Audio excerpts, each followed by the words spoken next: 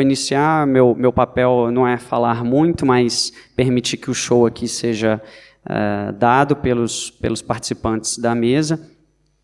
Bom, muito obrigada, então, muito boa tarde. Afinal, da Gabriela, é só a Gabriela que tem que ficar de pé, será?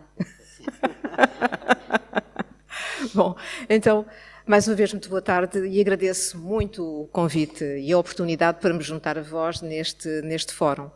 E acho que é um momento e uma oportunidade muito importante e interessante, porque a regulação foi sempre uma matéria vista como algo bastante pesado, algo que só tinha a ver com alguns experts, e hoje em dia, curiosamente, está a deixar de ser, quanto a mim, uma técnica jurídica para se tornar, de facto, um debate que eu até poderia usar um termo um pouco barroco, mas é civilizacional, porque eu acho que é um bocadinho o futuro que está aqui em causa.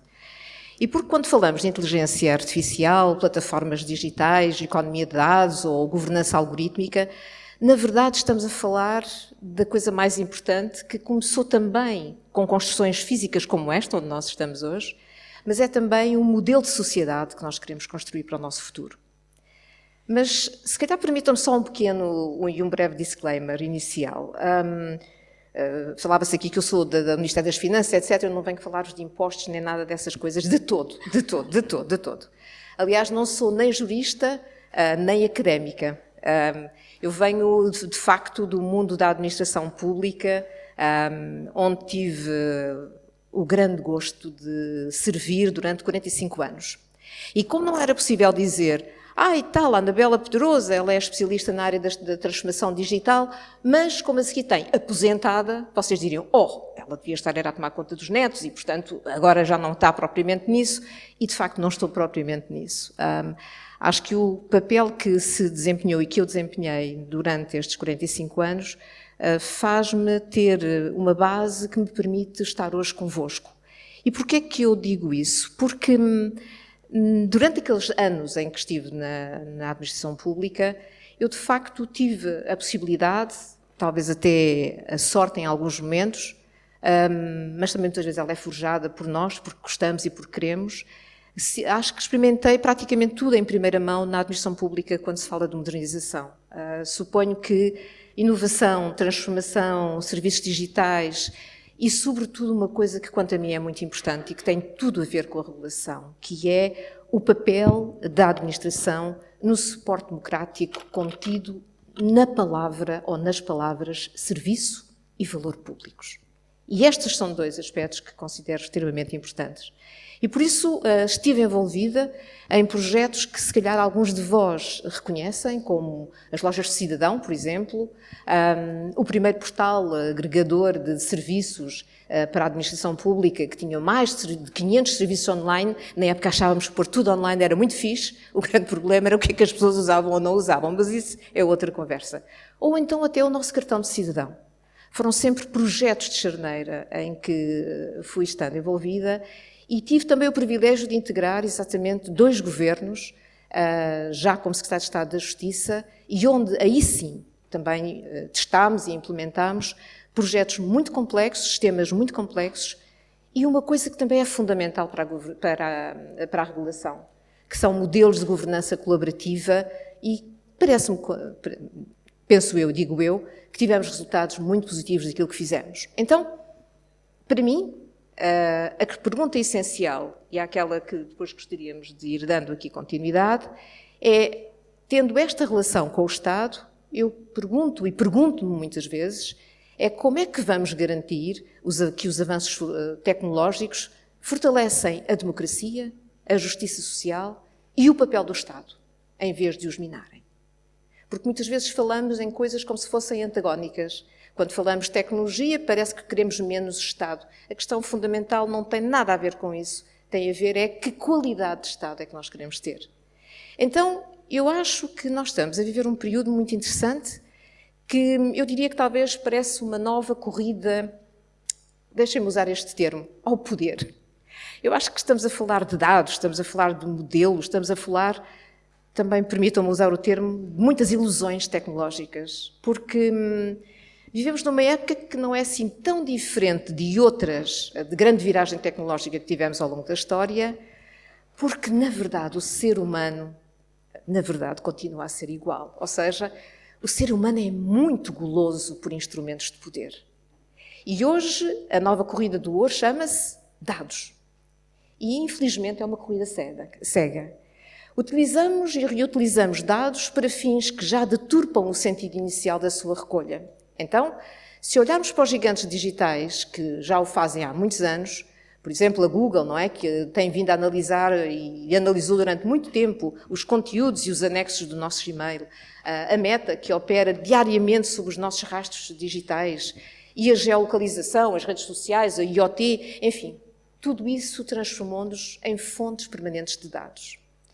Mas há também aquilo que eu chamo alguma ilusão algorítmica. Este termo é bonito, não é? Ilusão algorítmica, porque é verdadeira dentro das próprias organizações. Eu acho que muitos cientistas de dados, fundamentais hoje em dia, quando se fala de inteligência artificial, apaixonam-se pelos seus modelos e pelos seus datasets como artistas fascinados pela sua arte e pela sua obra. E então esquecem a natureza, a qualidade e o sentido dos dados que dão forma.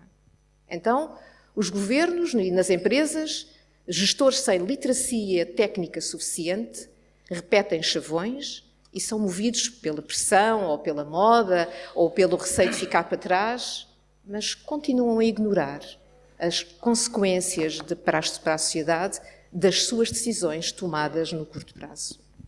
Então eu diria que aquilo que se está hoje a passar é que o que nós temos que discutir é qual é o papel e qual deve ser o limite da regulação algorítmica.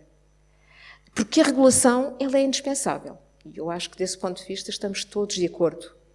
Mas também ela às vezes está dentro desta febre, desta fã de fazer coisas. E perseguindo-se muitas vezes a ilusão de que mais normas equivalem a mais segurança. E a verdade não é essa, e às vezes a verdade incomoda exatamente por isso.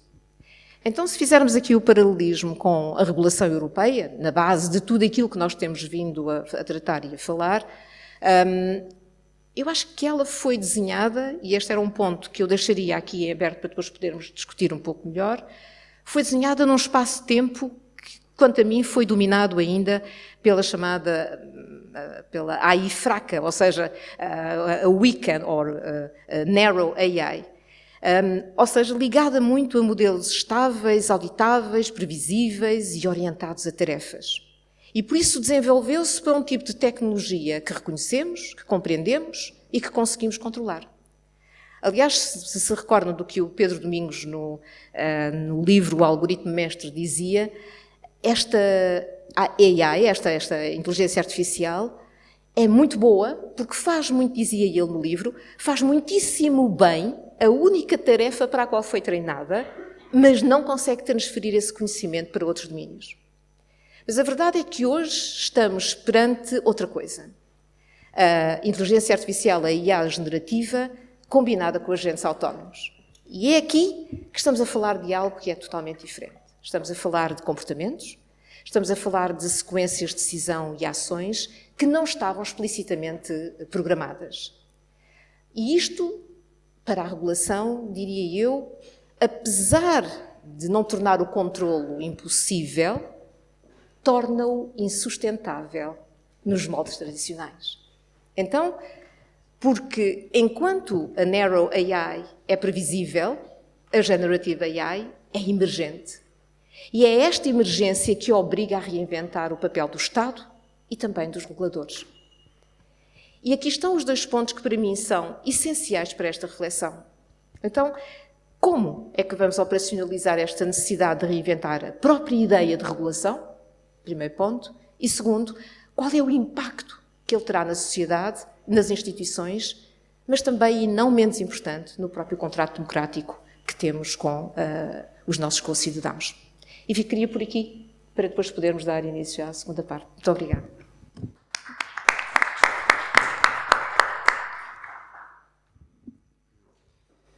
Muito obrigado, doutora Anabela, por essas belíssimas reflexões iniciais e que dão, vamos dizer assim, um gosto em relação ao que essa mesa ela se propõe, qual o tipo de debate, e coloca muito bem essas questões iniciais que serão travadas aqui entre os participantes da mesa e também com o público. Então, na sequência, eu gostaria de passar a palavra para a doutora Joana Neto Anjos, é doutora em Direito Público pela Faculdade de Direito da Universidade de Coimbra e é professora auxiliar da Faculdade de Direito da Universidade de Coimbra, onde também permanece como investigadora do Instituto Jurídico, além de, desde 2023, lecionar na Faculdade de Direito da Universidade Católica Portuguesa, na Escola do Porto. Muito obrigada. Também não tenho que me levantar. Muito obrigada. É um gosto estar aqui nesta tarde. Na pessoa do senhor moderador, agradeço muito à organização, à FIB, o convite para estar aqui presente e falar de um assunto tão interessante como é este da inteligência artificial, da governança algorítmica, da regulação de plataformas e da economia de dados, porque de facto nos últimos anos tenho vindo a estudar este tema mais vocacionado para a componente tributária e para a componente administrativa. E aquilo que gostaria aqui nestes 5, 6 minutos iniciais é precisamente dar aqui uma análise que vem na sequência da intervenção da senhora, a doutora Anabela, de facto, daquilo que é a mudança de paradigma que estamos a viver hoje em dia. Este é um ponto de partida que é inegável, portanto é completamente disruptivo, estamos a vivenciar uma mudança estrutural na forma como o Estado tem vindo a tomar decisões e, portanto, aqui quando estou a falar de Estado, estou a falar destinando-me, obviamente, à componente do direito administrativo e no direito tributário, não só fiscal, e de facto aqui ao nível da decisão administrativa temos vindo a passar de um modelo digitalizado a um verdadeiro modelo automatizado. E não queiramos ter ilusões, a inteligência artificial nos seus moldes atuais generativos, não é? Já não pode ser ultrapassada, portanto vamos ter que conviver com ela.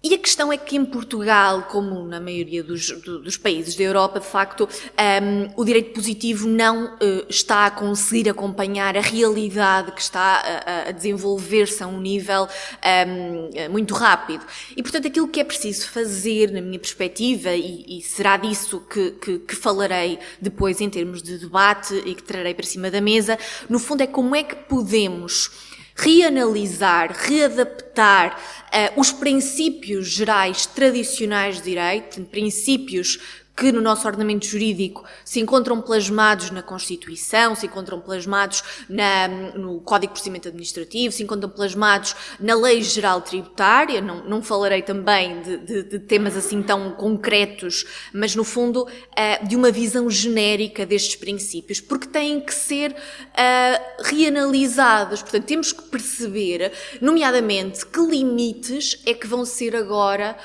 impostos a estas novas formas de atuação pública. E, portanto, temos no fundo que exigir permanecer no campo da legalidade, isso parece-me evidente. Naturalmente que é preciso haver aqui uma regulação também em termos de soft law, porque não podemos pretender que a lei consiga controlar todos os aspectos deste novo campo de atuação. Mas temos que ter as tais linhas vermelhas de intervenção dos sistemas automatizados e das decisões algorítmicas.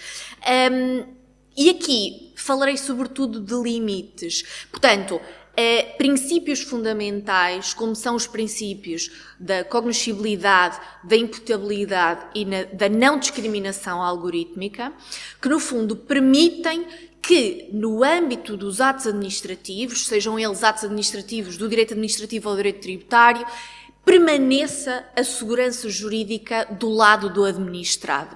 E, como também já foi referido, que seja possível uma sindicância, um controlo da intervenção pública. E aqui mexemos-nos num campo novo, não é? E, portanto, como é que vamos conseguir sindicar um algoritmo? Como é que conseguimos perceber até que ponto é que o algoritmo funciona e se os dados que são colocados lá são efetivamente imparciais e se são os corretos? Até podemos verificar isso, mas o viés pode-se perpetuar. E depois, um outro aspecto é a responsabilidade. Perante um dano, perante uma decisão algorítmica danosa, quem responde? Permanecerá a responsabilidade na esfera do decisor público? Parece-me inequivocamente que sim, que neste momento a responsabilidade deve permanecer do lado do agente ou da entidade, obviamente, vamos aqui a falar de entidade administrativa, eventualmente do agente que praticou ou que foi o responsável último pelo ato, porque, na minha perspectiva, deve existir aqui um controle final humano da decisão propriamente dita que foi tomada. Mas será que não pode o criador do software responder? E posso já aqui adiantar que, de facto, já existe uma proposta na Comissão Europeia para que se avance com um fundo de responsabilidade, portanto, financiado pelos criadores deste tipo de software, que possa ele próprio responder em caso de dano. Tenho muitas dúvidas, não é, das questões que podem estar aqui associadas em termos de nexo da culpa, etc.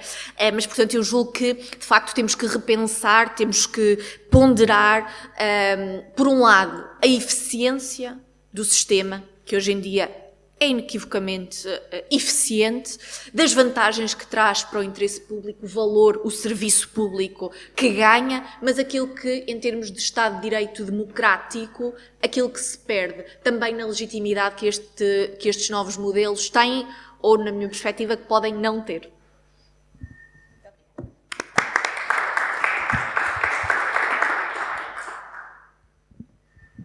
Muito obrigado, professora Joana, que traz aqui alguns dos grandes temas que, inclusive, estão em debate atualmente no processo de regulamentação, também no Brasil, né? A questão da responsabilidade por decisões dadas por apoiadas em algoritmos ou até decisões automatizadas, e também a possibilidade de sindicância, né, que lá as pessoas falam muito sobre auditabilidade, e isso tem sido algo que, em alguma medida, nós estamos tropicalizando também um pouco desse debate que se sustenta bastante aqui no ambiente europeu como um todo, e especificamente em Portugal.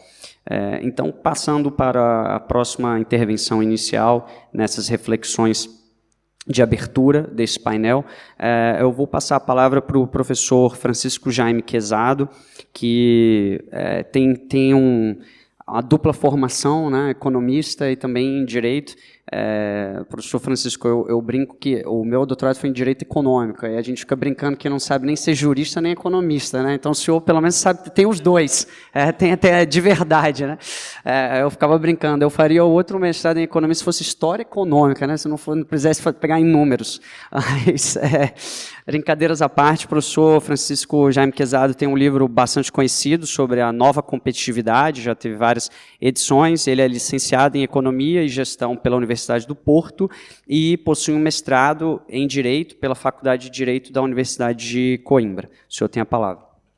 Antes de mais, gostava de agradecer na pessoa do José Roberto o amável convite para estar aqui hoje.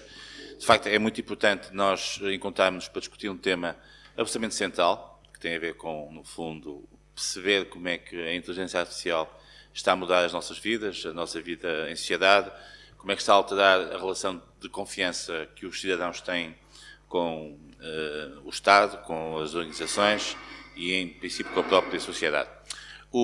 Têm sido lançados vários livros nos últimos tempos, um pouco por todo o mundo e também em Portugal, sobre este tema. Eu tive a ocasião, de há poucos dias, de organizar uma sessão de lançamento de um livro muito interessante, que é o Algoritmicacia, não é fácil falar, do Adolfo Mesquita Nunes, portanto, que é um conhecido pensador e gestor, já foi político, e onde, de facto, são colocadas questões muito objetivas relativamente àquilo que são os impactos que a inteligência artificial vai ter do ponto de vista da organização em sociedade, do ponto de vista do funcionamento da democracia e do ponto de vista até das expectativas que possam existir no futuro relativamente àquilo que possa ser a própria confiança que as pessoas têm. Eu, basicamente, nesta introdução inicial, iria falar em relação a este tema de 3 palavras que, na minha opinião, são basilares para a avaliação do contexto e do conceito em que nós estamos a avaliar a IA e a sua intervenção do ponto de vista de impactos na sociedade. O primeiro tem a ver com a questão da governance, que é um tema, obviamente, absolutamente central nesta matéria, e quando se coloca o tema da governance, coloca-se a vários níveis. O primeiro coloca-se ao nível da própria percepção que existe nas instituições e nas organizações relativamente à forma como a IA, e quando falamos em IA falamos em instrumentos de utilização de algoritmos, deve ser percepcionada do ponto de vista de melhoria do próprio funcionamento dessas instituições. Nós sabemos que a maior parte das grandes corporações e das grandes empresas já estão a utilizar a IA nos seus diferentes domínios. Isso tem, obviamente, implicações do ponto de vista da eficiência e da agilidade operacional das próprias empresas, mas levanta outras questões do ponto de vista de sensibilidade até, por exemplo, do fator trabalho.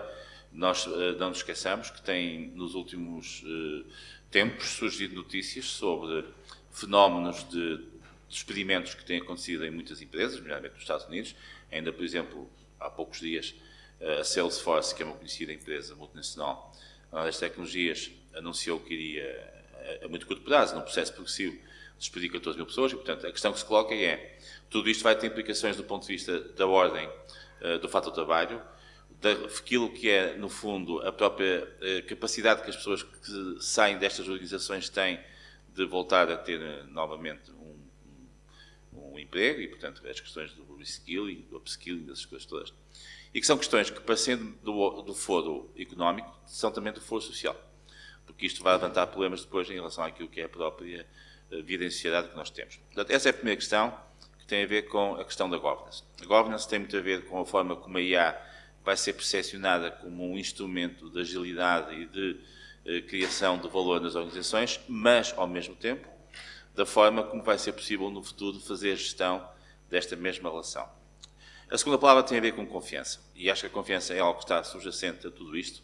Nós vivemos muito na chamada sociedade da incerteza, na sociedade em que, de facto, o grau de complexidade com que as decisões são tomadas coloca questões do ponto de vista do funcionamento das instituições, e claramente que a IA vai também trazer aqui alguns desafios muito importantes. O primeiro tem a ver com a relação de confiança que dentro das empresas e das organizações existe entre os gestores, as equipas de gestão, os trabalhadores, porque isto vai introduzir, no fundo, uma nova maneira de trabalhar e perceber até que ponto é que máquinas e homens estão disponíveis para conseguirem ter aqui uma relação de complementaridade e não de substituição, e depois ao nível da própria confiança que os cidadãos têm na sociedade como um todo. Parece-me que esta também é uma palavra muito importante e que claramente está muito associada a este tema da IA, da regulação da IA, da operacionalização da IA. E a terceira palavra que eu gostava de introduzir tem a ver com valor, ou seja, o conceito de valor é um conceito absolutamente crítico do ponto de vista da nossa vida em sociedade. E quando se fala em valor, fala-se na capacidade que as organizações têm de criar valor que possa ser percepcionado, mas sobretudo, como dizia o Michael Porter, que foi um conhecido e é um conhecido estratega da competitividade, partilhado pelas comunidades, pela sociedade. Esta ideia de responsabilidade social e de valor partilhado é uma ideia que se desenvolveu nos últimos tempos, tem muito a ver com uma ideia e com um sentido de maior compromisso e comprometimento que as empresas e as organizações devem ter com a sociedade e com as comunidades. E aqui a IA também vai ter algumas implicações, porque não nos esqueçamos que a partir do momento em que as organizações passam a estar mais dependentes do fator máquina e decisões que muitas vezes são meramente racionais e não têm qualquer tipo de dimensão emocional, também aqui a questão do valor se vai colocar. Portanto, eu diria, para terminar esta nota introdutória, que os desafios da regulação, aliás, os desafios da construção, da operacionalização, da monitorização e, em última instância, da regulação da IA, do ponto de vista da vida em sociedade e do ponto de vista do funcionamento das organizações em sociedade, levanta, de facto, questões muito centrais, muito estratégicas, e depois, obviamente, no debate podemos dar sequência.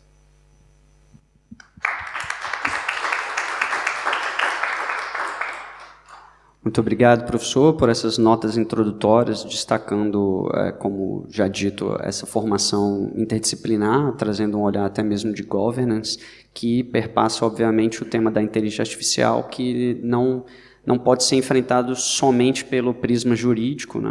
Acaba, na realidade, perpassando estudos, seja de administração pública, economia, ciência política e, sobretudo, ciência de dados e tecnologia como um todo.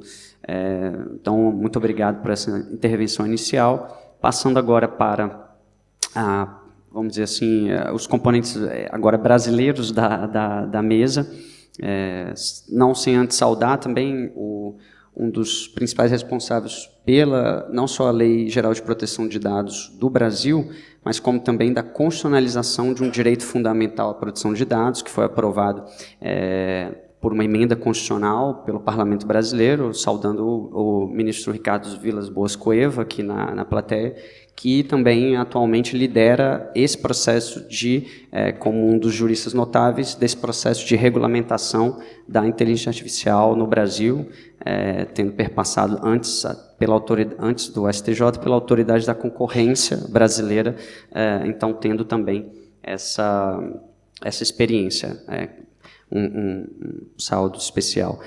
Agora eu vou passar a palavra ao nosso conselheiro, e no meu caso é conselheiro mesmo, porque vive me dando conselhos, Dr. Edson Holanda, que atualmente é conselheiro da Agência Nacional de Telecomunicações Brasileira, a Anatel, é doutorando em Direito Constitucional pelo IDP e mestre em Estado, Regulação e Concorrência também pelo nosso IDP, tendo antes da Anatel e além da advocacia, tendo perpassado por cargos na administração pública, sobretudo no estado de Pernambuco e no município de Recife, apesar de originalmente ele ser meu conterrâneo do estado do Maranhão.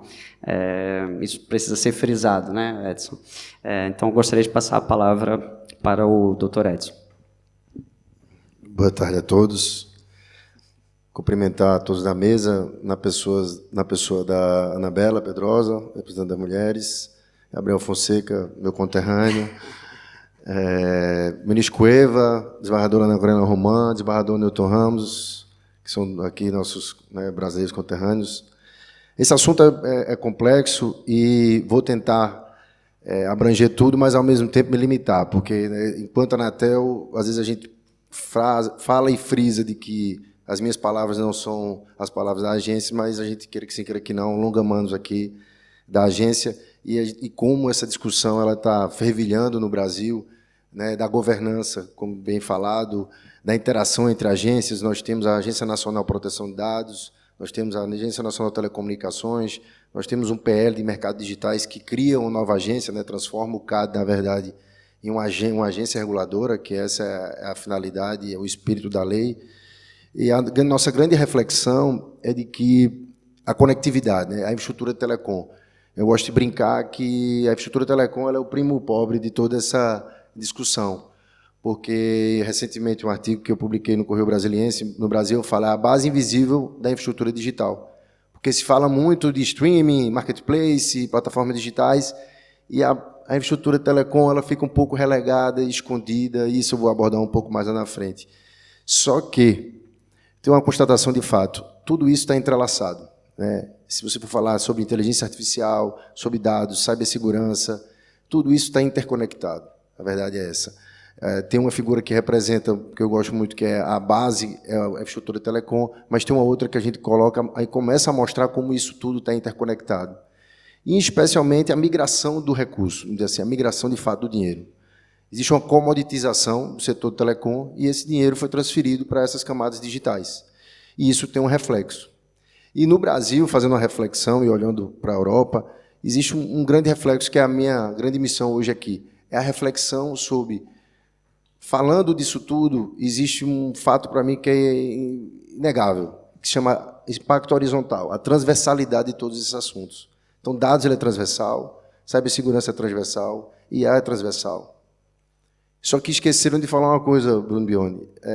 Acho que a natureza da Agência Nacional de Proteção de Dados, quando foi criada no Brasil, até pelo nome, ela é transversal, Agência Nacional de Proteção de Dados. Ela não é setorizada, não existe uma agência setorizada. É proteção de dados na sua transversalidade, que é nata. Só que, na minha visão, esqueceram um pouco de constatar que é uma constatação econômica, que é a transversalidade da conectividade. Que o setor telecom, como foi gestado lá em 1972 no Brasil e nos outros lugares do mundo, mas especialmente no Brasil, ele migrou. E essa migração também traz reflexos, e no Brasil a gente precisa refletir bastante, porque essa não reflexão sobre a transversalidade do setor de telecom e da conectividade acaba gerando gaps, lacunas de competência, e que, ao mesmo tempo, acaba lá na ponta final, lacunas de responsabilidade. E essas discussões estão atuais, elas acontecem, e isso acaba também havendo uma crise de governança e de competência, em especial afetando a Agência Nacional de Telecomunicações. E a gente vê hoje que o agro, se fala muito que o agro é tech, e a influência do IoT, que prescinde de conectividade na otimização do setor. Se fala em dados da McKinsey que 25% da produtividade ela é incrementada quando se tem uma boa entrega de conectividade, baixa latência e todos os aspectos que estão relacionados ao 5G e 4G. Então, esses fatores são fatos econômicos que, na verdade, a gente precisa agora fazer o correto tratamento no Brasil. Em especial, olhando um pouco, por exemplo, do Reino Unido e aqui a Europa. Em especial, semana passada, acho que a Comissão Europeia, né, determinou uma reflexão, né, o Omnibus Digital, determinando que se faça uma revisão. Então, até que ponto isso não é interessante a gente aprender com o exemplo daqui, já que no Brasil nós ainda estamos nessa discussão do PL de inteligência artificial, PL de cibersegurança e todos esses aspectos. Era isso a minha fala inicial.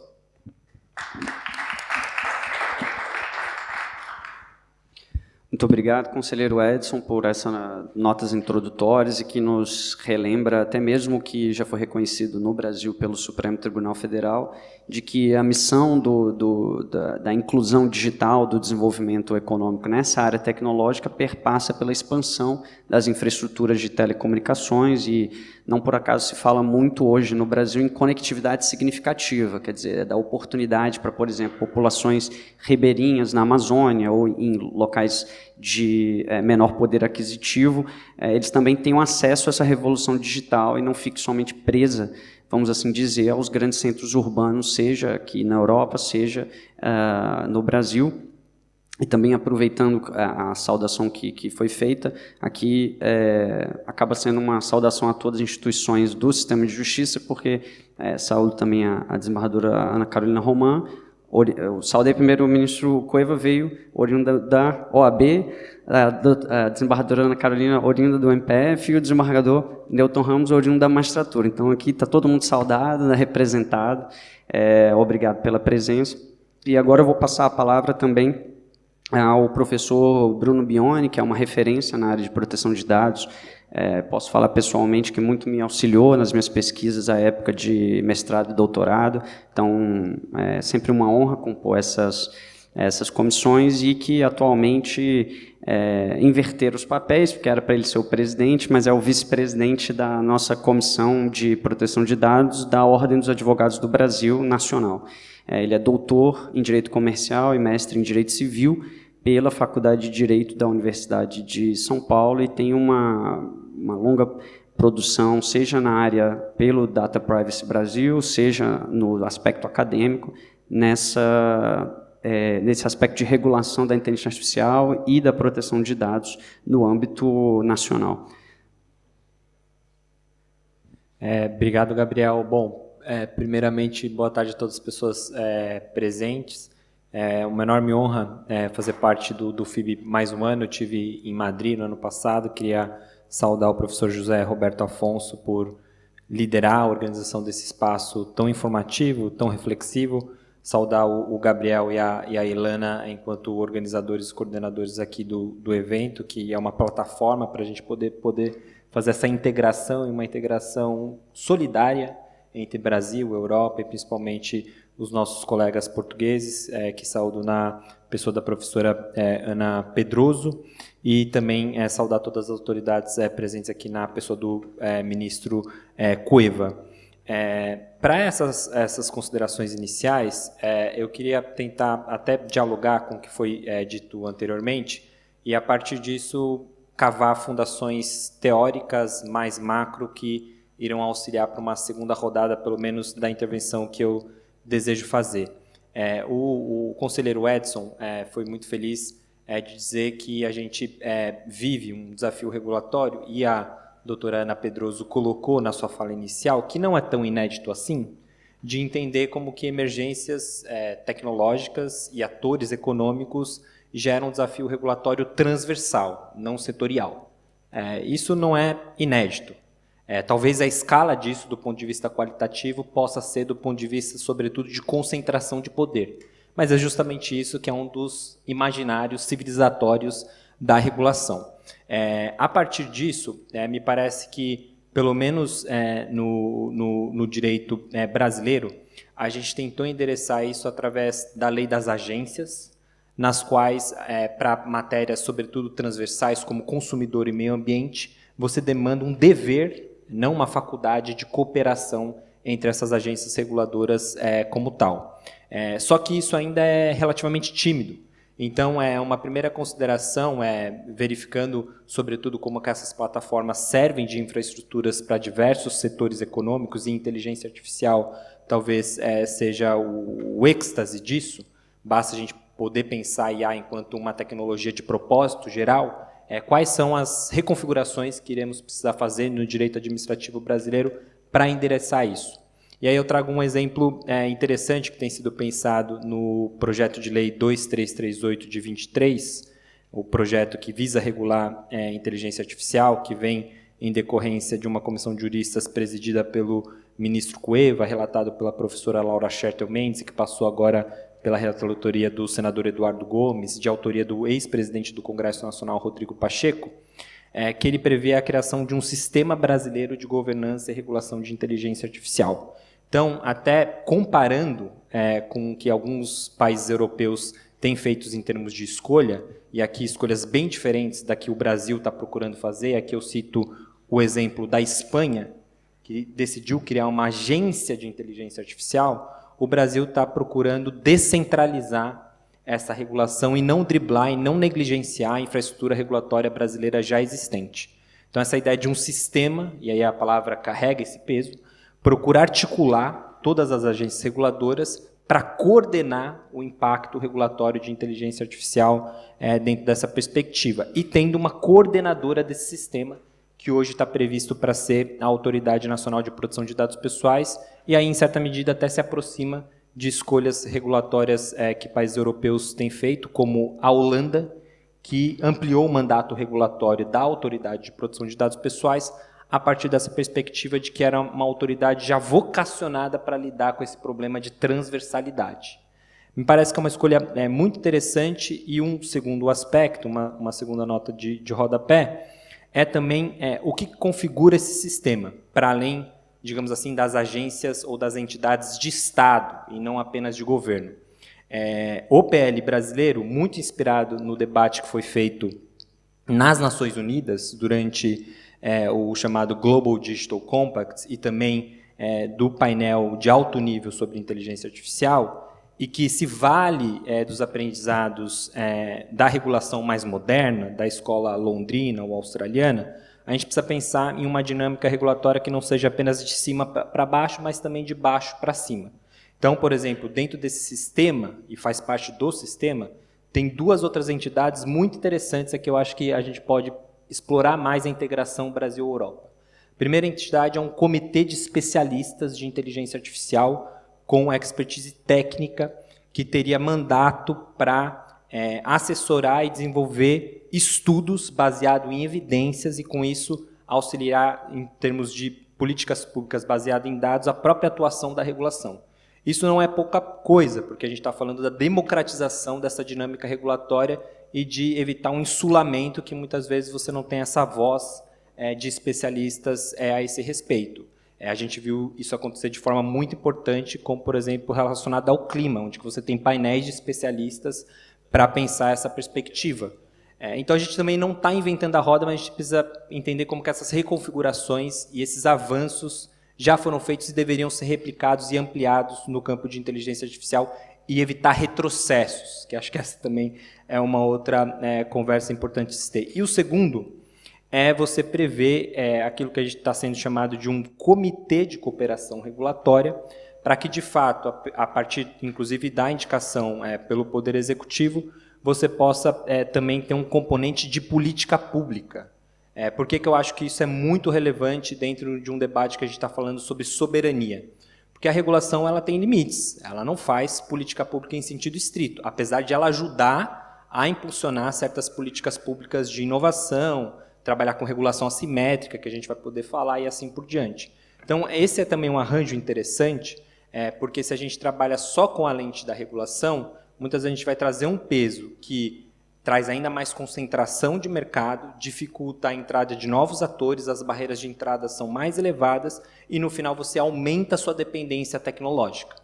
Então, um dos vetores, inclusive esse é um dos princípios previstos no projeto de lei brasileira, é que o produto da regulação também tem que ser uma perspectiva de autonomia tecnológica.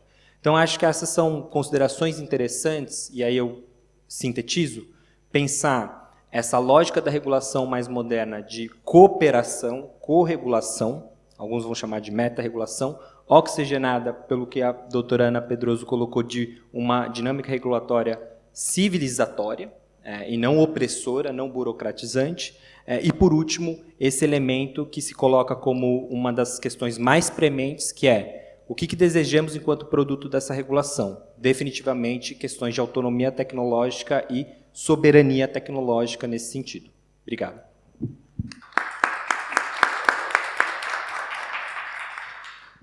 Muito obrigado, professor Bruno. Eu acredito que essa intervenção inicial foi muito boa para fechar essa primeira parte de notas introdutórias e seguimos para os debates mais específicos, justamente porque perpassou por todas as intervenções anteriores e justamente deu concretude a alguma das questões que estão sendo debatidas a nível institucional, ou seja, não só do que fazer, mas como operacionalizar e como realizar algum desses, às vezes, objetivos normativos. Como dito, não se faz a política pública, porque, pelo menos a nível brasileiro, esse fica a cargo de quem tem a legitimidade democrática para tanto, e depois as agências terminam por realizar ali no nível mais concreto, no nível mais específico.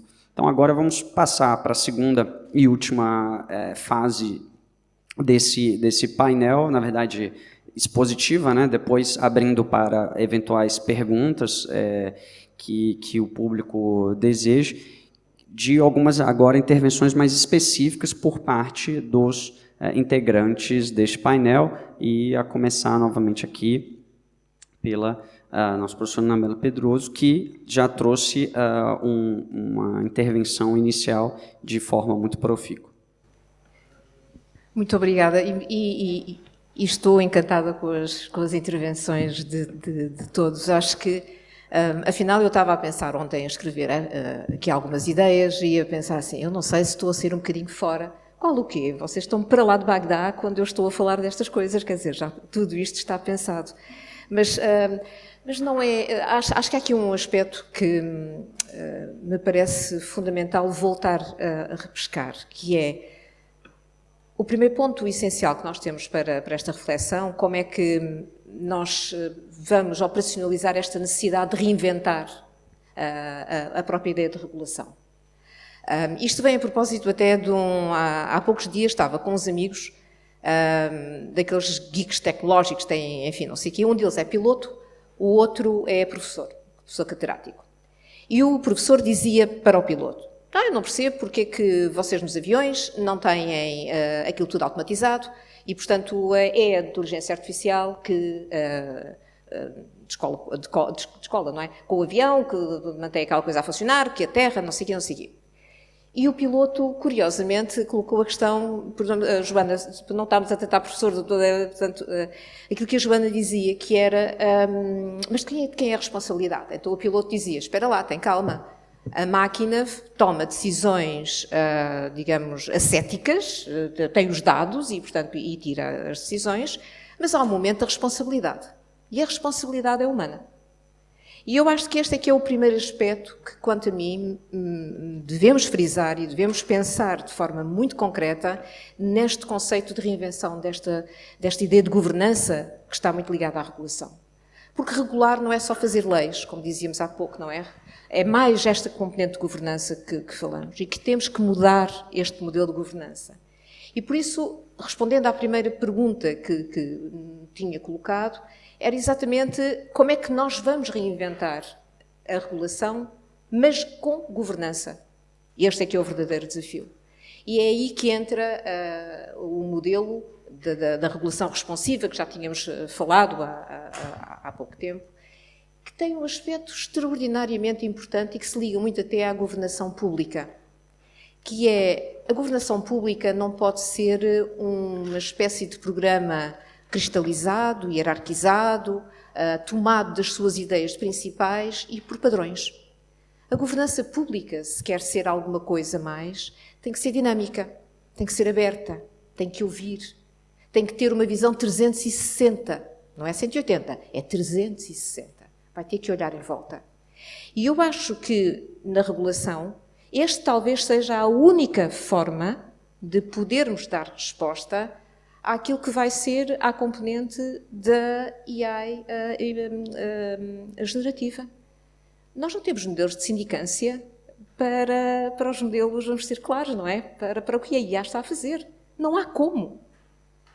Um destes amigos dizia, a única forma que nós tínhamos, se calhar, era ter a própria IA a criar o regulamento que faz a sua própria autogestão. E eu estava a ouvir e dizer, eu já estou velha para isto, ou então, de facto, o mundo está a mudar muito e eu não estou a apanhar o que é que está aqui a acontecer. Mas isto é a parte mais preocupante que nós temos. Qual sindicância? Qual auditabilidade? Como é que vamos olhar para os novos sistemas? Quando muitas vezes nem os próprios que deram as primeiras indicações e criaram os primeiros datasets já percebem o que é que está a acontecer a seguir. Exatamente porque o que nós temos é uma inteligência que se recria, que se inventa, que se reinventa. Então, o modelo que me parece que nos pode ajudar, porventura, será esta governança que, do ponto de vista da decisão final e da responsabilidade final, está ligada ao ser humano, está ligada às instituições, está ligada às organizações. Parece-me ser um dos primeiros pontos. A segunda tem muito a ver com algo que há uns anos atrás falávamos disto não como uma sandbox, mas falávamos nisto como as POCs. Vocês no Brasil se calhar também usavam. Então nós adorávamos dizer, nós não avançamos, nós na época, só um parênteses, não usávamos as provas de conceito só porque era interessante para poder testar, era porque não tínhamos dinheiro para fazer de outra maneira. E, portanto, o melhor era primeiro experimentar se a coisa resultava e se resultasse, então tínhamos uma razão para poder dar continuidade. Mas o modelo de sandbox, que é de facto olhar para um perfil, olhar para um padrão, olhar para uma visão, olhar para uma ideia e vamos testá-la, e vamos organizá-la, e vamos ver quais são todos os atores, exatamente para aquela ideia que o Bruno muito bem referia, de criar modelos integrados em que a própria capacitação e capacidade de resposta dos grupos consultivos vão ajudar a criar uma solução final. E os modelos é sempre a máquina até um determinado ponto, mas que a decisão final continua a ser a do ser humano. E era aqui que eu encontrava esta primeira visão da operacionalização, digamos, destes modelos, que vai muito ao encontro, aliás, desta ideia que o Jaime Quezado tem há muitos anos. Deixem-me dizer-vos que eu conheço o Jaime Quezado não vou dizer há quantos anos, nem vale a pena, mas já nos conhecemos há... Oh, queridos, já nem sei há quantos já bem, mas pronto. Mas de facto, nós começámos numa época em que ainda pensávamos que transformar o mundo, transformar a administração era também transformar o mundo. Eu acho que sim, ainda hoje se pensa um bocadinho isso, não é? A administração muitas vezes não é mais do que um reflexo de tudo o que nós temos na sociedade. E, portanto, desse ponto de vista, o Jaime sempre teve uma coisa muito interessante, que é um otimista. E fala sempre de uma coisa que para mim também é fundamental. Exatamente, que é a questão da confiança. E a questão da confiança, eu acho que só podemos ganhar se continuarmos a fazer um trabalho em que no final, e perdoem-me usar esta forma tão simples de dizer, mas que é, eu tenho que ter ainda o poder de desligar a ficha quando quiser. Mas no dia em que eu não tiver o poder de desligar a ficha, aí eu diria que temos um problema. E esta é a questão que nós vamos ter que salvaguardar, exatamente no contexto da regulação. A segunda é, qual é que é o impacto que todo este processo está a ter e vai ter na sociedade e até nas nossas instituições. E é aqui que entra o aspecto mais importante, que também, cumprimentando uma querida amiga, a professora Elizabeth Carvalho, aqui presente, Com ela também discutíamos isto há bastantes anos, que tem a ver com a governança institucional. A forma, como é que tudo isto tem que se ajustar. Eu acho que, deste ponto de vista, eu acho que é o mais difícil que nós temos. Pôr a funcionar tudo aquilo que possa ser, por exemplo, aquilo que estão a querer fazer no Brasil, juntar todas estas agências. Mas reparem também, e era uma coisa que gostava também de ouvir, se me permitissem dizer isso, a vossa opinião. Eu não sei se é verdade ou não, mas o Trump nos Estados Unidos, há pouco tempo, deu uma indicação que queria que se juntassem todos os sistemas de AI que estavam espalhados pelo país e que se transformasse num único grande sistema de IA. Então passava a ser a IA americana que poderia fazer, digamos, o seu papel com a China ou contra a China, ou o que quer que seja. A questão que também coloco aqui é uma questão que depois também tem a ver com a questão da privacidade, com a questão dos meus dados, da minha qualidade enquanto cidadã, como e qual é o meu papel no meio disto tudo. Ou se o meu papel já não é nenhum, eu só sou basicamente o ouro líquido que está numa mina, eu sou a mina e os meus dados são o meu ouro. Eu não faço mais nada do que permitir que os outros escavem a minha mina e me tirem o ouro. Então, este aspecto da governança institucional, eu diria que a questão da supervisão, a questão de continuar, e volto a bater na mesma tecla, porque parece-me que é essencial, que é a literacia técnica dos líderes que nós temos, seja nas organizações, seja nos governos. O que significa a falta de literacia, by the way, quero dizer. E é neste ponto que nós temos que continuar a bater. Porque as pessoas nunca vão dizer que não sabem, não é? Agora, é preciso encontrar formas e obrigar a que muito deste trabalho seja feito por essa via. Só assim é que nós vamos garantir a tal relação, e eu diria, Estado-cidadão, que seja transparente, que seja explicada, que seja de confiança. Porque a falta de confiança é aquilo que nós hoje temos, quer dizer, desde sempre, a relação entre o Estado e o cidadão, ou o cidadão e o Estado, é sempre uma relação de tensão, certo? Não vamos pensar que vivemos todos no mundo das fadas, porque não é? É natural. Se o Estado ou a função do governo é cobrar-me impostos, eu não acho piada nenhuma que me venha cobrar impostos. Mas se eu perceber que a relação daquilo que eu estou a fazer tem a ver com essa relação de solidariedade que nós perdemos muito ao longo dos anos, então eu percebo que a minha relação enquanto cidadã é também solidária para com todos os meus concidadãos. E a relação, se for de confiança, dilui a tensão em que eu sou o pagante, digamos assim, e o outro que cobra. Então isto significa que nós temos que incorporar nesta governança institucional valores qualitativos e éticos que muitas vezes nos esquecemos, que são fundamentais e fundacionais para tudo aquilo que nós fazemos. E isto, aliás, deveria estar e deve estar colocado na própria arquitetura técnica dos modelos de dados. E dizem, pois, mas como é que a gente mete lá coisas qualitativas? Claro que colocamos coisas qualitativas, por isso é que temos métricas, por isso é que nós temos indicadores e por isso é que nós sabemos que programação é que devemos lá dizer. Claro que sim. A IA tem que ter ética por dentro. Não é a ética, é o within, não é o without, não é? Portanto, tem que ser por dentro que a coisa tem que nascer. E este, quanto a mim, é talvez o ponto difícil e, eu diria, desafiante. E também não é por acaso que, sei lá, por exemplo, a aplicação do Digital Single Act ou do Digital Market Act, etc., que na Comissão Europeia se disse em 2024 isto o pessoal todo da Europa, portanto, tudo aquilo que é Estado-membro, pumba, toda a gente tem que fazer. É ótimo, não é, Joana? É assim mesmo, não é?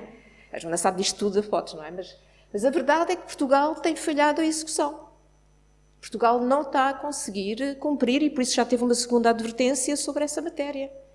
Porque eu compreendo também a posição do que está a passar. É porque legislar é muito fácil. O que a gente tem para aí mais é a capacidade de legislar. Agora, a questão é a implementação.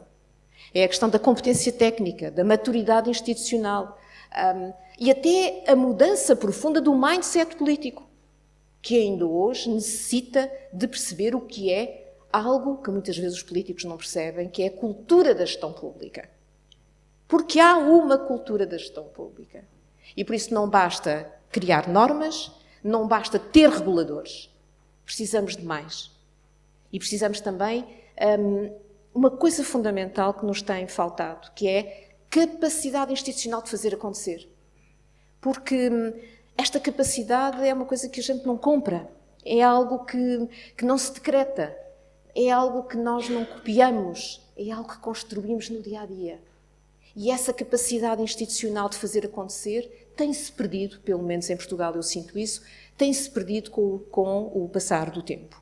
É outra questão que nada tem a ver convosco, mas quem sabe um dia vamos poder voltar a falar nisso. E, por último, só um ponto que queria deixar-vos, talvez, como nota final destes 10 minutos que estávamos aqui a conversar. Qual é que é o nosso papel? Eu continuo a perguntar-me o papel do ser humano, nós como seres humanos. Qual é o meu papel nisto tudo? Em relação com a tecnologia, em relação com o IA em particular. Há momentos em que eu me sinto resignado e digo, olha, depois de estudar, então, olha, isto já é uma inevitabilidade e, portanto, olha, o melhor é deixar ir. Mas hoje em dia digo uma coisa completamente diferente, que é, não, isto não é a resignação. Há muita coisa que está a acontecer, há muita tecnologia que está a ser apontada e é a obrigação dos governos, é a obrigação dos democratas, de todos aqueles que querem uma sociedade mais livre, mas também solidária, manter, e por isso a sociedade civil aqui é tão importante, manter esta ligação em que a tecnologia sem pessoas não funciona. A tecnologia sem instituições boas, fortes, sãs, não vai dar a lado nenhum. Mas, acima de tudo, o que nós temos que mudar tem algo que nada parece ter a ver com o que nós estamos aqui a falar, nem com regulação, mas tem tudo. Tem a ver com consciência humana. A consciência humana não se copia. A consciência humana não passa para bit e byte, na linguagem ainda antiga, ou já será outra coisa qualquer, que estará integrada numa programação, num dataset para a inteligência artificial. Às vezes, confesso, quando estou a falar com o ChatGPT, ele às vezes é mais meu amigo do que muitos amigos que eu tenho à minha volta. Porque fala como eu, não é? Eu te digo, tu és tão boa, filha. Não há nada que tu estejas a dizer que não seja fantástico. E às vezes nós precisamos disso. Nós precisamos de um terapeuta. Mas é preciso ter muito cuidado com este tipo de situação. Porque também estamos a ser manipulados por aquilo que estávamos a querer manipular. Então, é desse ponto de vista que eu acho que esta ligação antiga, podemos usar o termo trinómio que nós usávamos, que era pessoas, processos e tecnologia, que hoje tem que estar alicerçado nesta regulação, numa regulação bastante mais inteligente, mais ativa, e que acho que é a única forma que nós podemos ter para conseguir reconfigurar aquilo que podíamos chamar a quadratura do círculo, não é? Em que, na prática, é transversal ao Estado, é transversal à sociedade, é transversal a cada um enquanto ser humano. E diria que responderíamos a estes dois aspectos, como é que se operacionaliza esta necessidade de reinventar a regulação e qual é o impacto que isto pode ter na sociedade. Muito obrigada.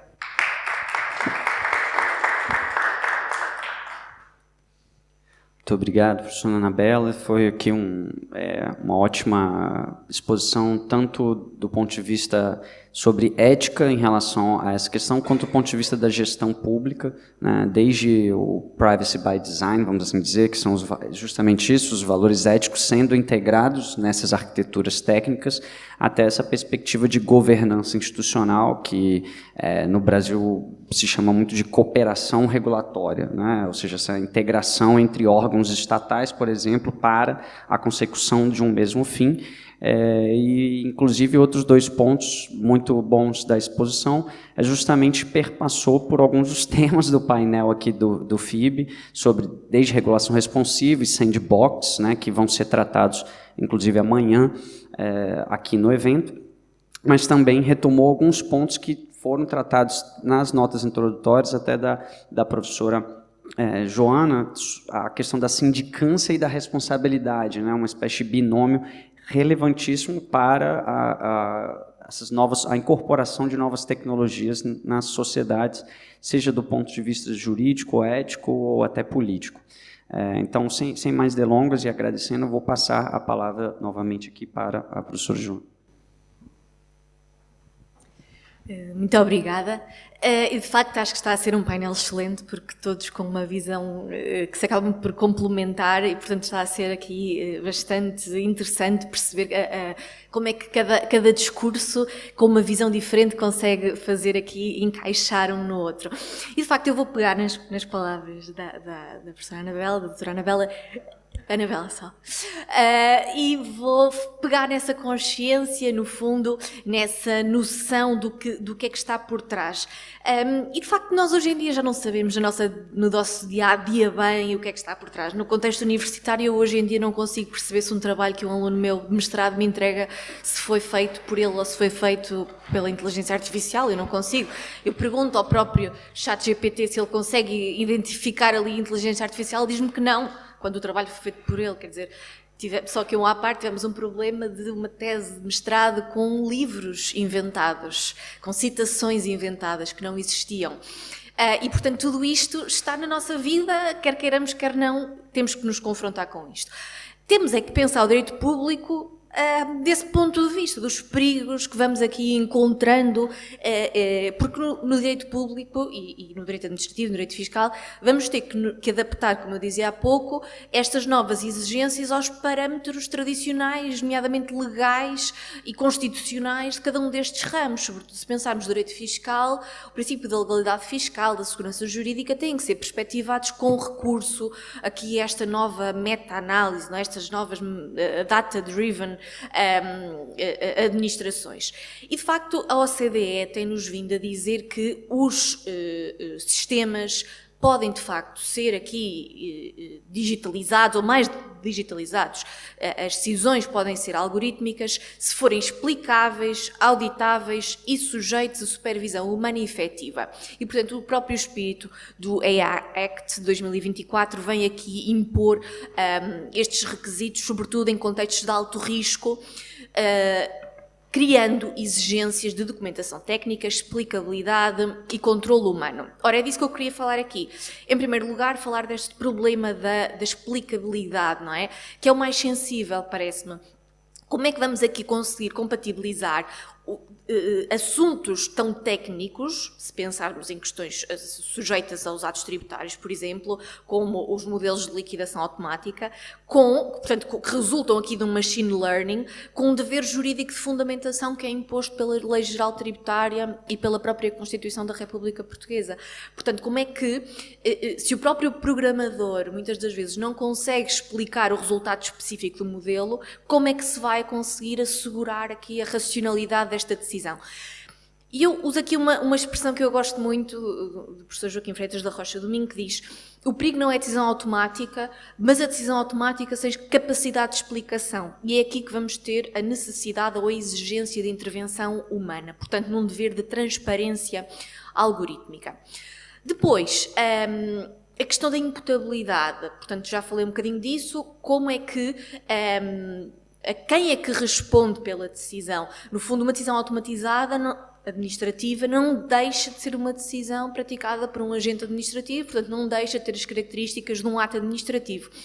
E, portanto, quando se faz aqui, quando há aqui esta erosão da imputação humana, o risco torna-se maior e, portanto, perdemos aqui, ou desloca-se pelo menos, aqui o centro da responsabilidade democrática. E depois aqui um pormenor que, por acaso, não ia falar, mas na sequência do que a Anabela disse, isto também tem que ser perspectivado, e este aspecto aqui da imputabilidade tem que ser perspectivado também do ponto de vista do agente, do funcionário público que aplica um sistema algorítmico. Porque eu tenho muito contacto com agentes administrativos, sobretudo em termos de autarquias locais, que têm muito medo da utilização destes modelos. Porque precisamente não percebem quais são as consequências, não percebem aquela black box que falávamos, não percebem exatamente o que é que está a acontecer, qual é a racionalidade e retraem-se aqui na tomada ou na utilização destes mecanismos. E está correto, não é? Porque o próprio mindset se calhar tem que se mudar e eles só se sentirão seguros se existir aqui também para eles, na aplicação, alguma segurança e alguma transparência na forma de utilização destes mecanismos. Depois, a não discriminação algorítmica, não é? A não perpetuação do viés. Vemos isso com dados que são historicamente enviesados.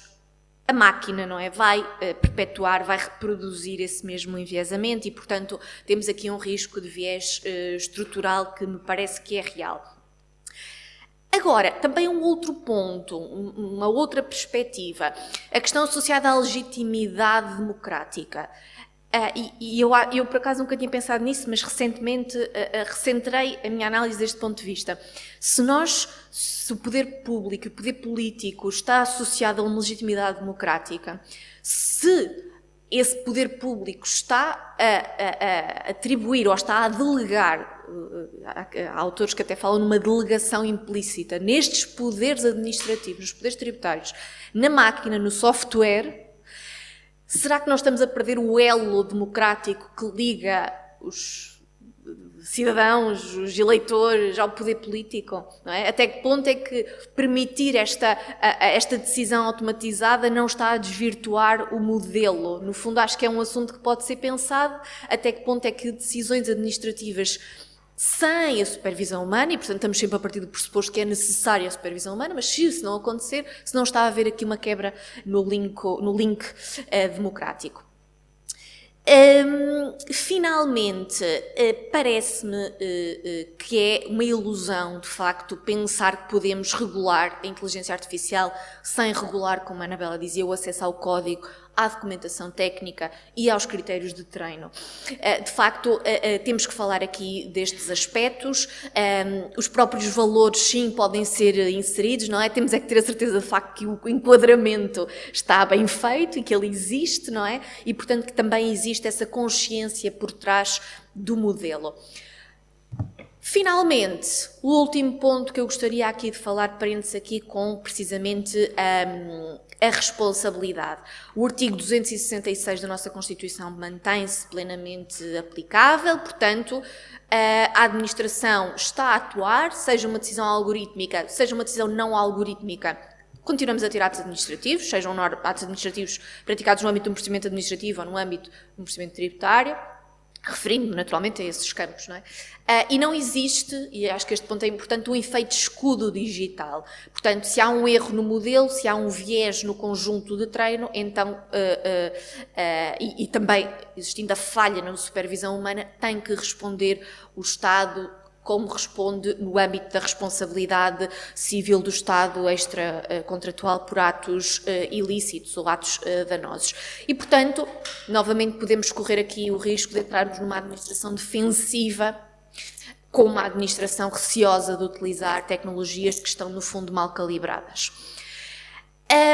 E agora, gostava de deixar aqui, eu por acaso não falei do RGPD, mas certamente se falará depois no debate, mas gostava de deixar aqui algumas notas que podem ficar para debate. Acho que não podemos rejeitar a tecnologia, acho que sim que ela tem que ser utilizada como um instrumento de racionalidade pública. E, portanto, é um bom instrumento, deve ser bem utilizado. E, portanto, deve subordinar-se ao Estado de Direito e às regras constitucionais do Estado de Direito, não substituir essas mesmas regras. Portanto, a decisão algorítmica não pode ser um novo espaço de opacidade, mas deve ser um espaço onde são reforçadas as garantias dos administrados. Assim, 3 propostas de debate. Será que as decisões automatizadas devem ter um regime próprio de fundamentação algorítmica com níveis diferenciados de explicabilidade consoante o caso, portanto, consoante o tipo de risco associado? Será que a contratação pública de sistemas de inteligência artificial deve passar a incluir como requisitos obrigatórios as questões da auditabilidade, da documentação técnica e da verificação do viés? E, por fim, será que as entidades reguladoras devem aqui liderar a agenda da governação algorítmica, articulando supervisão técnica, jurídica e ética, sob pena da administração pública ser regulada pelos modelos que compra, não é? E não pelas regras que aprova. Portanto, de existir aqui uma lógica invertida no modelo de regulação. E, portanto, parece-me que se queremos uma administração mais eficiente, transparente e justa, a questão não é se vamos utilizar a inteligência artificial, a questão é como é que o faremos, quais são as condições e jurídicas, éticas e democráticas sob quais o faremos. Obrigada.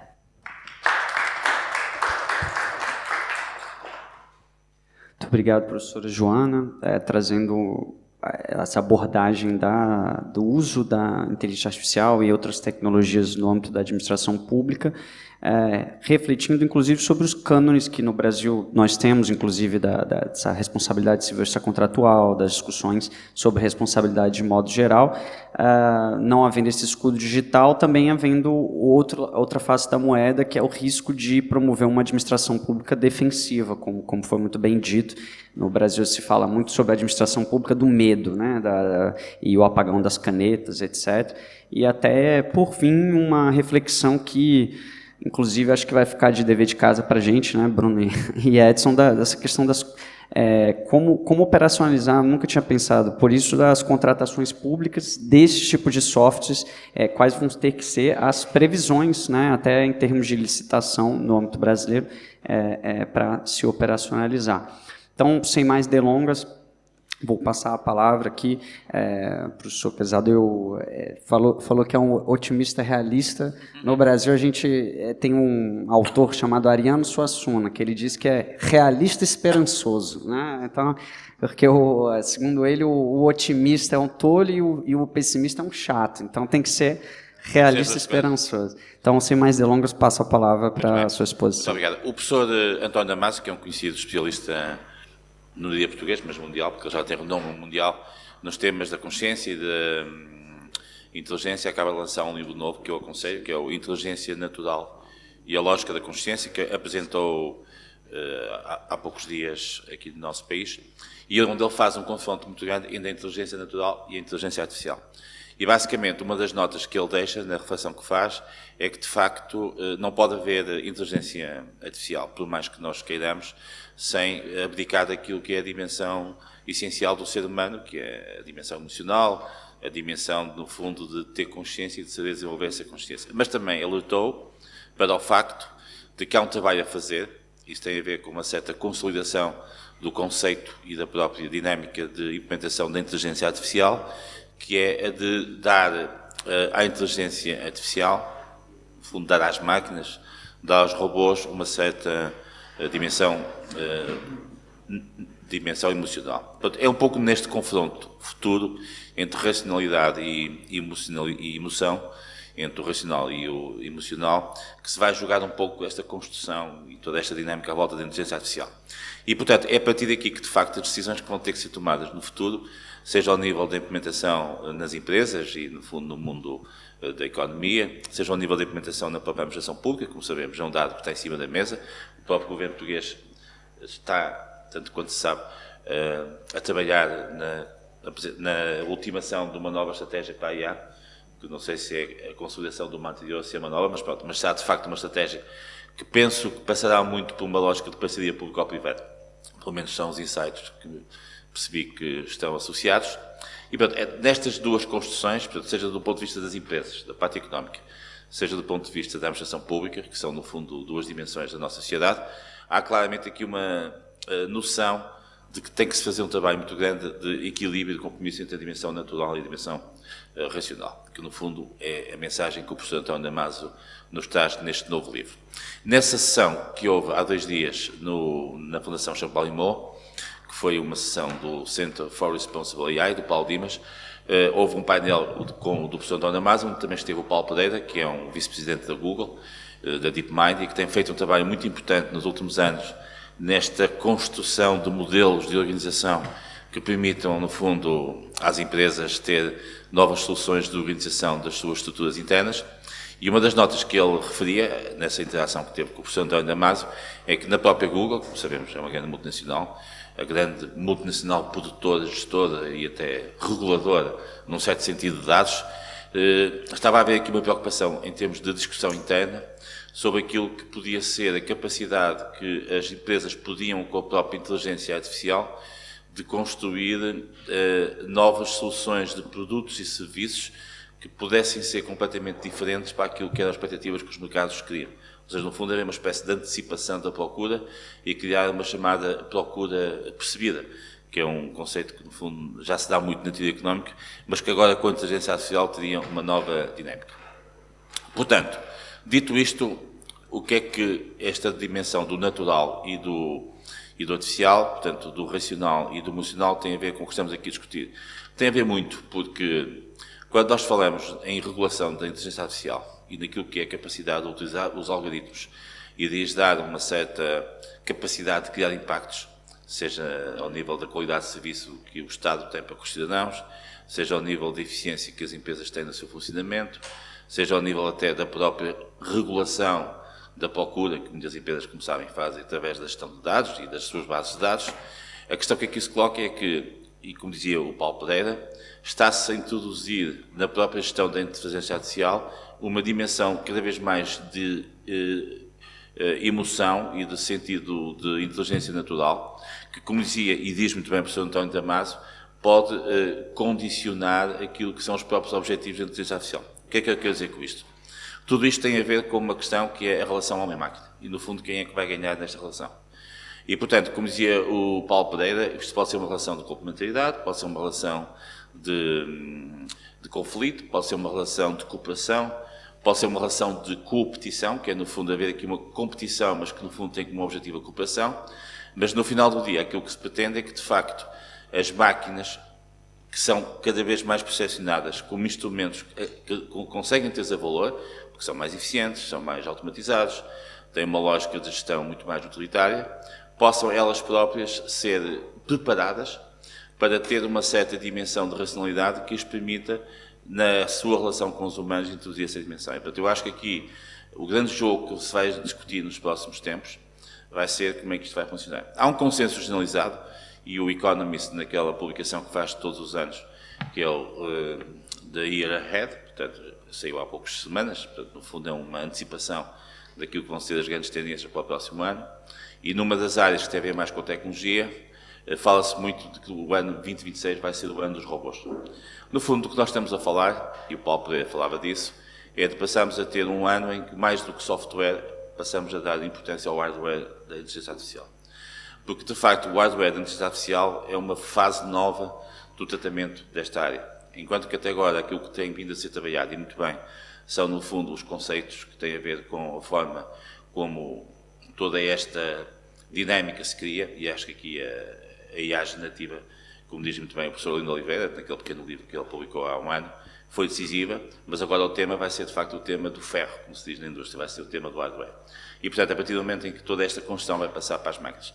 Vamos ver como é que a implementação de robôs em estruturas menos ligadas à parte empresarial vai ser possível, por exemplo, no Estado. Será que, não sei, será que vamos ter robôs no Estado? Não? Vamos ter robôs no Estado? Nós já temos a experiência dos agentes AI, como sabem, vai ser também outro dos temas que se vai consolidar no futuro. Aliás, neste momento, qualquer dia vai começar a haver a competição dos agentes AI para saber quem são as organizações das empresas que têm melhores agentes AI. Portanto, há uma competição sobre as marcas, há uma competição sobre a qualidade, qualquer dia há uma competição sobre os agentes AI. E o IA será uma competição também sobre os robôs, portanto, não há pena ter sobre os serviços. Portanto, a inteligência artificial vai ter a sua própria marketização e vai ser uma expressão da própria qualidade e da própria competitividade das organizações. Temos que saber gerir isto e, como dizem muito bem,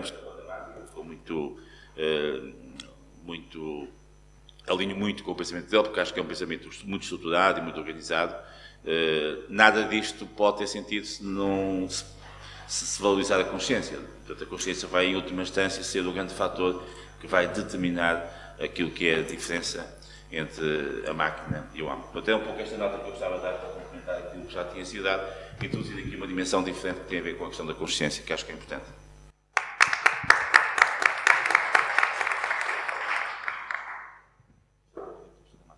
Muito obrigado, professor. Trazendo uma complementação da sua fala inicial, trazendo essa perspectiva da consciência, eu vou passar a palavra logo rapidamente aqui para os nossos dois últimos, para que nós possamos dar continuidade aqui ao Dr. Edson. Gabriel, eu sei que já está adiantado da hora, então eu ia fazer até uma apresentação, mas para otimizar, eu fiquei prestando atenção na fala da professora, e ela fala de regulação responsiva, e você falou da conectividade significativa, né? E o STF, analisando essa questão de telecom, conectividade, ele, inclusive, no aspecto tributário, julgou pela essencialidade. E aí eu volto um pouco para a minha fala, nesse ponto, e depois falo da professora, é de que isso tudo demonstra essa mutação. Eu tenho trabalhado muito esse conceito, que houve uma mutação do setor do telecom, que ele deixou de ser uma atividade finalística para ser uma atividade de meio. E, a partir do momento que ela é atividade de meio, ela vai servir a todos os outros setores. Então, hoje em dia, a gente fala bancarização do Brasil e, acho, do mundo, só hoje existe por conta da conectividade. Então, essa discussão, ela permeia, e ela permeia também essa conectividade significativa, e eu fiquei muito feliz porque eu assumi a presidência do GAISP. O GAISP é um comitê que coordena o Norte Conectado no Brasil. É um projeto de levar a conectividade por fibra ao norte do Brasil, porque tem toda a dificuldade da região amazônica. Essa região amazônica, nós estamos fazendo o maior projeto no mundo, são 12 mil cabos de subfluviais, que é diferente de cabos submarinos, né, pelos leitos dos rios doces. Então, isso não existe precedente no mundo, como está sendo feito no Brasil, Norte Conectado. E a gente vê o quanto isso impacta na região amazônica, Gabriel.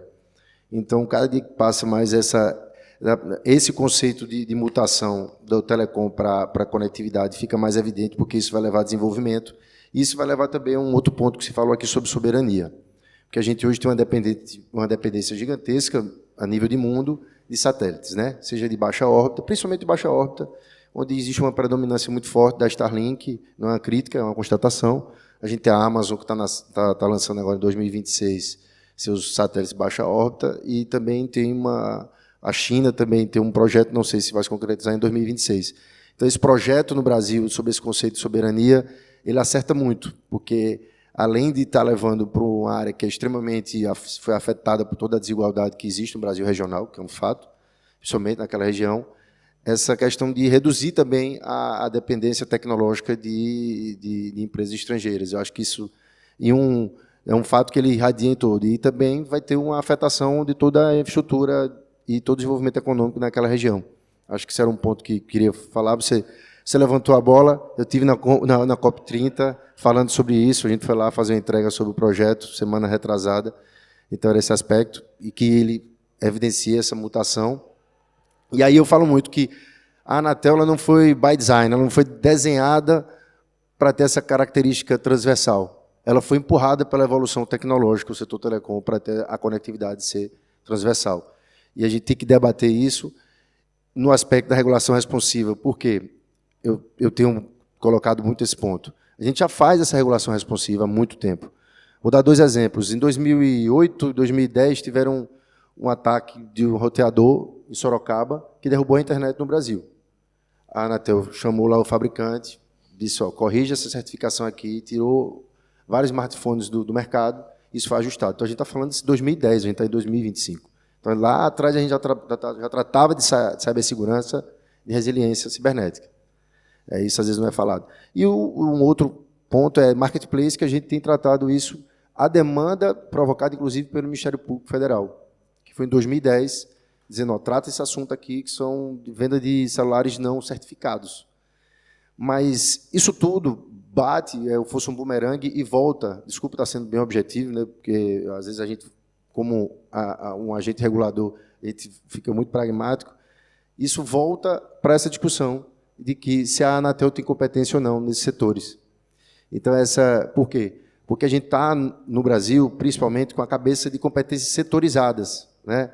Não, e é uma grande defesa de todos os agentes que vira e mexe, tem essa discussão. A gente tem agora uma discussão sobre data center. A Anatel expediu uma resolução dizendo que ela tem uma conformidade de certificação, porque ela está dentro da infraestrutura de telecom, e elas argumentam, não, o data center não é um agente setorizado, ele não está submetido ao setor de telecom. E aí a gente volta para a mesma discussão. Mas a funcionalidade do data center ele não só afeta o setor de telecom, inclusive, ele afeta o setor de energia. Ele vai ter que estar adaptado à regulação de energia, que tem uma demanda gigantesca. Ele vai ter que estar demandado à agência reguladora de águas no Brasil, que tem uma demanda de água. A questão fundiária, a questão ambiental, que é a Agência Transversal do Meio Ambiente. Então, essa disrupção tecnológica, ela vai ter todos esses aspectos, que são esse impacto horizontal. E essa crise de competência setorial é um assunto que a gente tem que discutir. e está sendo discutido, e eu gosto de trazer, como a gente está aqui, Bruno, os exemplos que a gente tem no Reino Unido, como falei, que lá tem uma pergunta que se faz, acho que a pergunta que se fez e se faz não é o que empresa é essa, é o que essa empresa faz nesse ecossistema digital, e é a partir daí que surge a competência de quem? Aquela empresa tem alguma postura que afeta a segurança cibernética. Isso vai surgir a competência da agência de cibersegurança. Eu acho que é essa grande consciência que nós temos que levar para o Brasil, de ser uma competência por impacto, competência por função, que seja essas duas definições, para que, de fato, a gente tenha enforcement e governança nesse setor. Porque, senão, nós vamos maximizar... Porque o capitalismo, como todo, não é uma crítica, mas a racionalidade do capitalismo é maximizar, é aproveitar as simetrias regulatórias, as lacunas, e ali eles vão maximizar o seu lucro. Então, a partir do momento que a gente fica nesse espaço, nessa lacuna, essas assimetrias elas se maximizam, e essa nossa fala e essa nossa reflexão está muito alinhada também, como já falei, com as reflexões que tiveram semana passada, de que existem no Brasil hoje 314, isso foi inclusive falado pelo ministro Salomão lá em Roma, né, segunda ou terça-feira dessa semana, eu também estava presente lá, de que existem mais 314 leis sobre esse ecossistema digital, né, não é só inteligência artificial. Então, acho que é mais uma mentalidade que a gente tem que levar para lá, de integração de todos esses PLs em um marco só, porque tem o PL que trata do mercado digital, mas, ao mesmo tempo, ele trata sobre governança. Eu não consigo conceber, e eu acho que isso não vai funcionar, de um mercado digital onde uma agência só trate dele, porque o modelo que existe no Reino Unido é um modelo de coordenação, e o PL está endereçado com a faculdade de participação. Então, seja a NPD, a Anatel, e que se crie o CAD, isso é uma deliberação que a gente fala muito, que é política pública, né? Nós temos que ficar na nossa parte política regulatória no que nos compete, mas isso precisa ter uma integração de todos os agentes que estão dentro do ecossistema digital. Senão nós vamos ter os mesmos problemas ou mais problemas que já estão constatados aqui na Europa, de excesso de regulamentação. Tem até uma figura que é muito boa que eu recebi da Huawei.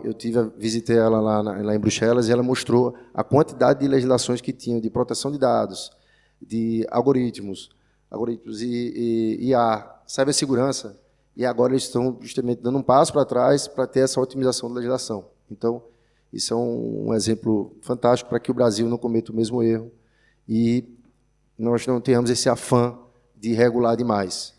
E nós temos já exemplos, inclusive a Anatel já fez essa regulação de mercados em parceria com o CAD há alguns anos atrás. Tem vários exemplos que nós instruímos processos e enviamos ao CAD. Então, essa experiência nós temos formatada no Brasil. Eu acho que está precisando muito mais a gente simplificar. Às vezes o simples, o menos é mais. É isso que eu tinha para falar. Obrigado.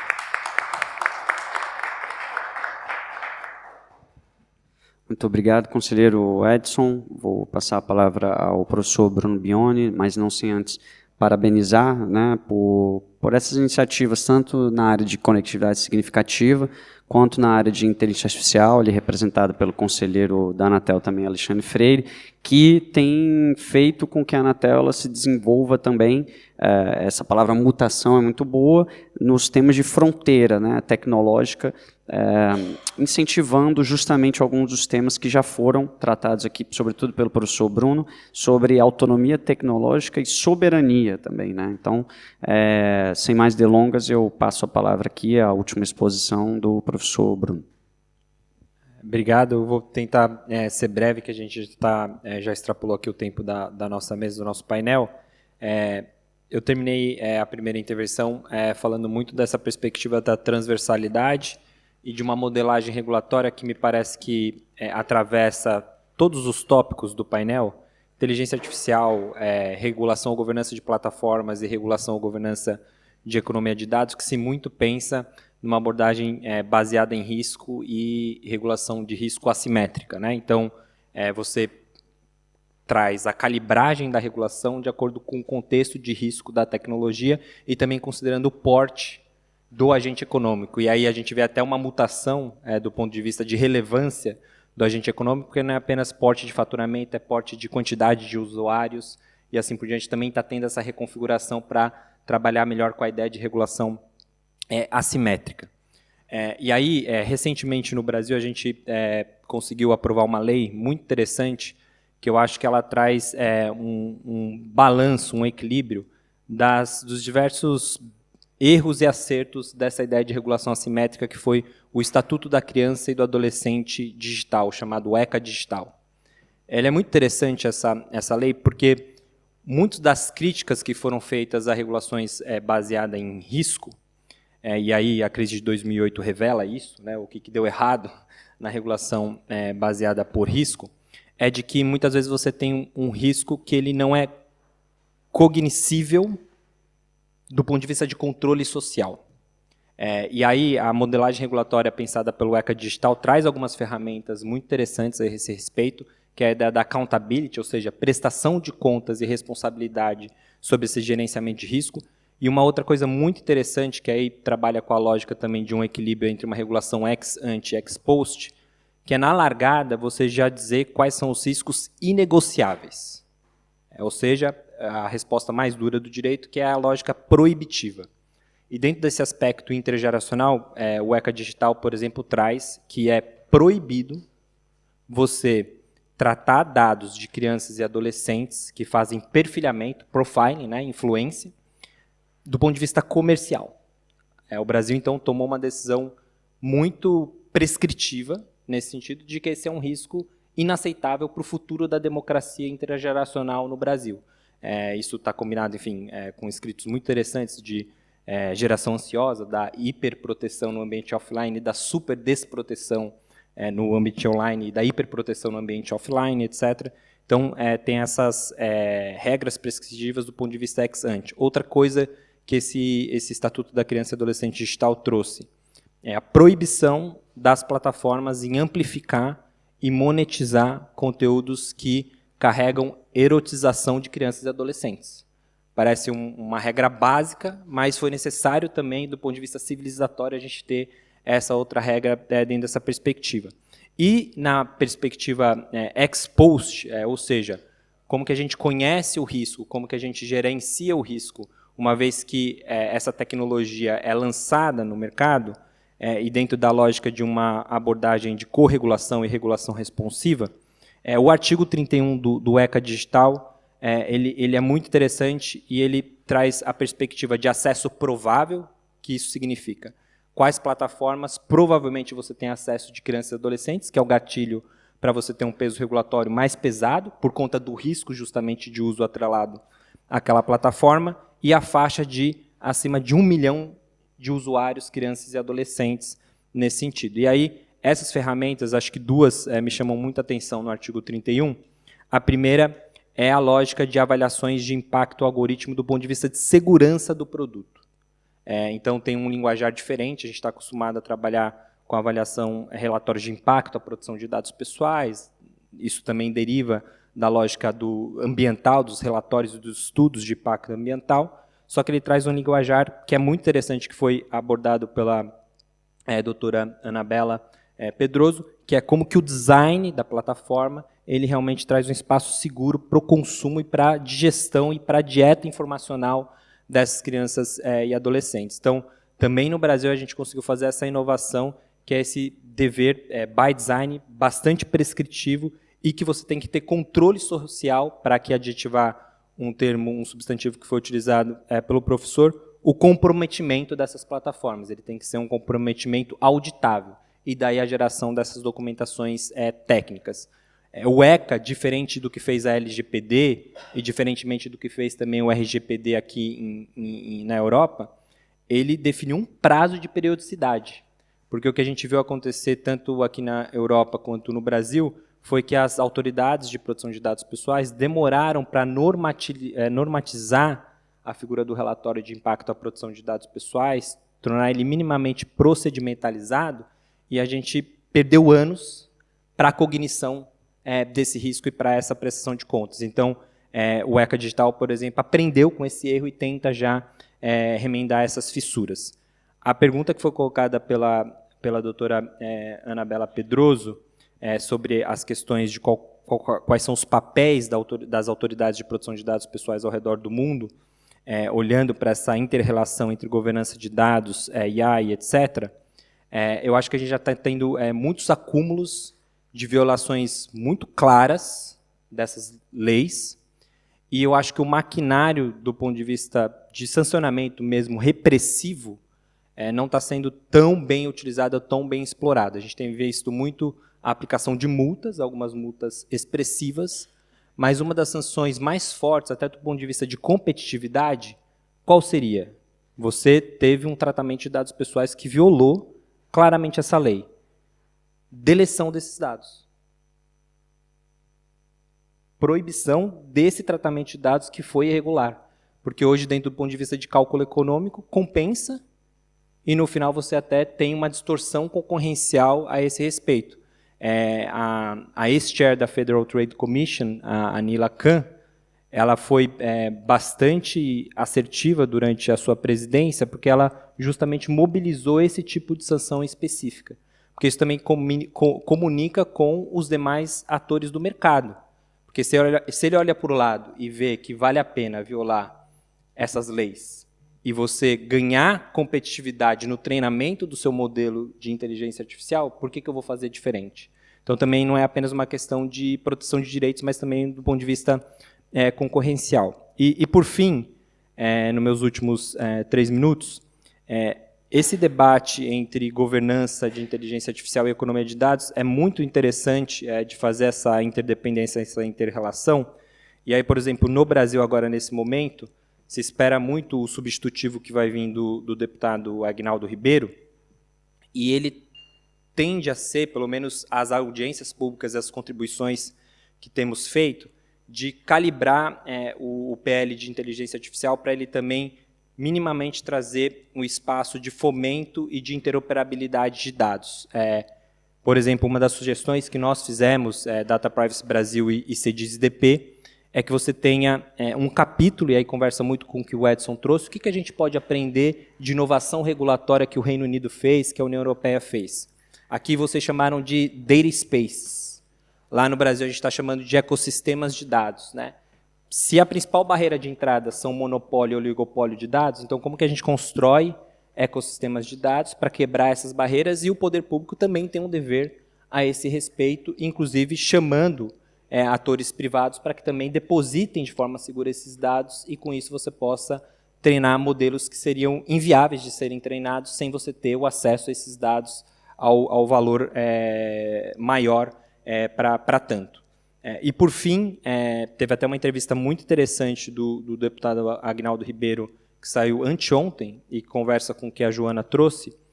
O Estado tem um poder não apenas do ponto de vista de Estado regulador, mas também de um Estado que encomenda a tecnologia. Pelos princípios constitucionais, seria inviável você ter qualquer tipo de inteligência artificial adotada pelo Estado que não seria explicável, não seria auditável pelos princípios constitucionais brasileiros, e além de você criar essa condicionante, está se pensando também em verificar como que você poderia ter, talvez, diferenciais ou preferências por atores nacionais que poderiam fornecer essas encomendas tecnológicas, sobretudo pensando do ponto de vista de entidades de pesquisa acadêmica de universidades públicas. Acho que esse é um ponto interessante também de diminuir a dependência tecnológica, com isso angariar um pouquinho mais de autonomia. E aí eu concluo a partir de alguns termos que a gente tem trabalhado, de verificar se a gente vai conseguir alcançar um ecossistema informacional justo. Acho que essas 3 palavras são interessantes, porque dados é a informação em estado bruto, você precisa organizar. Só que essa organização ela pode causar opressão ou emancipação. Então, o elemento de justiça é muito importante. E a ideia da ecologia da informação, que foi o que o Edson trouxe. Se você não tem infraestrutura, você não tem a plataforma para carregar esses dados e, consequentemente, você chegar nesse ideal como um todo. Então, entender também esse imaginário da terminologia me parece interessante. A gente não está regulando dados por regular dados. A gente não está regulando inteligência artificial por regular inteligência artificial. A gente não está regulando plataformas por regular as plataformas.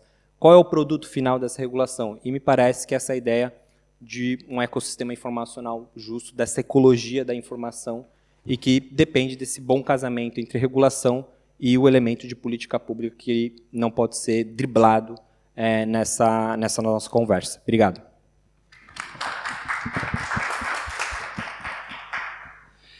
Muito obrigado, professor Bruno. Quero agradecer a todos e todas que ficaram, que presenciaram aqui essa palestra, e agradecer também aos colegas de mesa por discussões tão instigantes e tão interessantes. Não vou me alongar, porque teremos a seguir lá em cima um painel sobre ESG e proteção ambiental, mas gostaria de frisar aqui meu muito obrigado aos colegas e às colegas portugueses por nos receber, e também aos meus colegas brasileiros aqui por demonstrarem, vamos dizer assim, as discussões de ponta que também têm sido travadas sobre, né, a regulação desse ecossistema digital do âmbito brasileiro. Então, muito obrigado a todos e a todas, e conto com a presença de todos aqui no evento. Muito obrigado. Obrigado.